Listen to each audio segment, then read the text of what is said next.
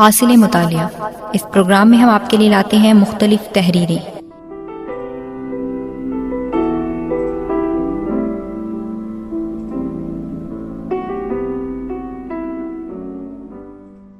تحریر کا انتخاب ہم نے ہفتہ روزہ فرائیڈے اسپیشل سے کیا ہے۔ تحریر کا عنوان ہے ترانہ پاکستان کے خالق۔ شعر و موسیقی میں جو ربط ہے اس کا سب سے بڑھ کر حفیظ جالندھری صاحب کو شعور ہے۔ اس کی ایک بین مثال ترانہ پاکستان ہے۔ میں اس وقت ریڈیو پاکستان میں نگران موسیقی تھا جب ترانہ پاکستان کا غلغلہ اٹھا۔ اس ترانے کی دھن کے لیے 5,000 اور اس کے الفاظ کے لیے 5,000 روپے مقرر کیے گئے۔ صبح سے شام تک دھن بنانے والے اپنے سروں کو دھنتے اور اپنی اپنی دھنیں ریکارڈ کرا کر چلے جاتے۔ کراچی کے علاوہ اور شہروں سے بھی دھنوں کے ریکارڈ اس مقابلے میں شریک کیے گئے، اور میعاد پوری ہو جانے پر اس وقت کے وزیر اعظم لیاقت علی خان مرحوم کو منتخب دھنیں سنائی گئیں۔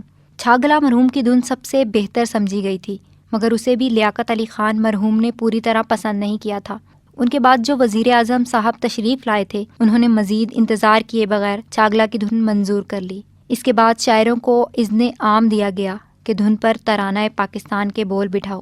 اب پھر شاعروں کی طاقت ریڈیو اسٹیشن پر ہونے لگی۔ بڑے بڑوں نے زور مارا، ان سب کے ریکارڈ بھی بھرے گئے۔ حفیظ صاحب نے بھی اپنا ترانہ ریکارڈ کرایا۔ پھر ان سب بولوں کی جانچ خدا جانے کن بڑے بڑے ماہروں نے کی، اور سب نے متفقہ فیصلہ کیا کہ حفیظ صاحب کا ترانہ سب سے بہتر ہے۔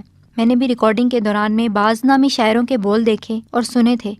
واقعی میں حفیظ صاحب کے ترانے سے بہتر تو کجا اس کا پاسنگ بھی نہیں تھا۔ یار لوگوں نے پہلے ہی شور مچا رکھا تھا کہ یہ کیسی الٹی کاروائی ہو رہی ہے۔ پہلے چیز لکھی جاتی ہے، اس کے بعد اس کی دھن بنائی جاتی ہے۔ یہاں پہلے دھن بنائی گئی اور بعد میں اس پر بول کہلوائے جا رہے ہیں۔ بہتوں کو انگریزی میں غصہ آیا اور انہوں نے انگریزی محاورہ putting the cart before the house یعنی گھوڑے کے آگے گاڑی دہرایا، مگر جسے پیا چاہے وہ سہاگن۔ حفیظ صاحب سہاگن بنے اور 5,000 رونمائی میں انہیں ملے، مگر روپیہ پیسہ کیا ہے، یہ تو ہاتھ کا میل ہے۔ پھر حفیظ صاحب جیسے صاحب ثروت کے نزدیک 5,000 کی بھلا کیا حقیقت ہے۔ یہ کتنے بڑے اعزاز اور سرفرازی کی بات ہے کہ کسی شاعر کا لکھا ہوا ترانہ پوری قوم اور ملک کا ترانہ بن جائے۔ یہ افتخار حفیظ صاحب کو حاصل ہوا اور وہی اس کے مستحق بھی تھے۔ اس کامیابی کا اعلان ہونا تھا کہ یار لوگ کوئلوں پر لوٹ گئے، اور تو اور حفیظ صاحب کے قریب ترین دوست قدردان مداح سالک اور مجید لاہوری جیسے بھی ہتے سے اکھڑ گئے، اور نہ صرف اس ترانے کی مخالفت ان کے دوستوں نے کی بلکہ اس کا مذاق بھی اڑایا،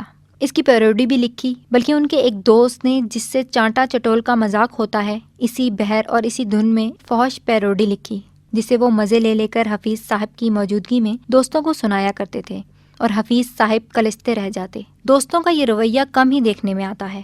شاہد احمد دہلوی، مضمون حفیظ جالندھری، مجلہ اسلوب کراچی، شمارہ 6 دسمبر 1984۔